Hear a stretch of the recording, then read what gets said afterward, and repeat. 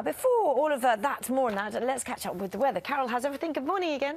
Good morning. The weather for the next couple of days is fairly quiet. We'll have quite a bit of cloud at times, sunny spells and also some rain. But as we head into the middle of the week, it is going to get colder. Now this week too is going to be fairly windy, but from the middle of the week, Wednesday into Thursday, for example, we're looking at some snow, especially in the northern half of the country, and the risk of ice. And the Met Office has got warnings out for that. You can see them on the BBC Weather website. We've also got a weather front moving away from the southeast today, taking its rain with it. Then it quietens down until later on when more rain comes into the northwest. So here's the remnants of the rain from that weather front across the southeast. Behind it, quite a bit of cloud, some hill fog, some general dankness, but not particularly cold. 8 o'clock in the morning, it will be 10 degrees in Plymouth. For Wales this morning, continuing to brighten up after the overnight rain with some sunshine developing. Aberystwyth, 7 Celsius. And for Northern Ireland, a bit colder for you, but again, largely dry, bar a few showers. Colder still in Scotland. Here there's the risk of ice on some untreated surfaces. The showers could be heavy and thundery and wintry on the hills, but in between there'll be some sunshine as well.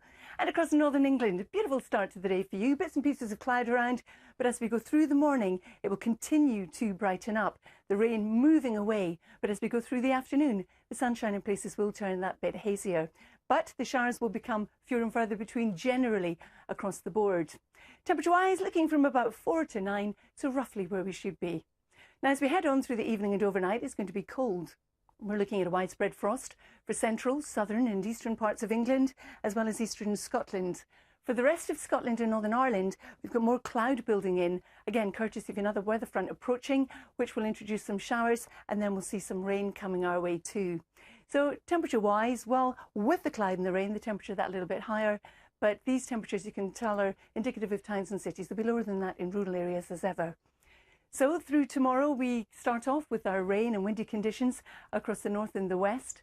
Bits and pieces of cloud floating through the course of the day will turn the sunshine hazy, but temperature-wise, again, where we should be roughly at this stage in the year. But it's all going to change.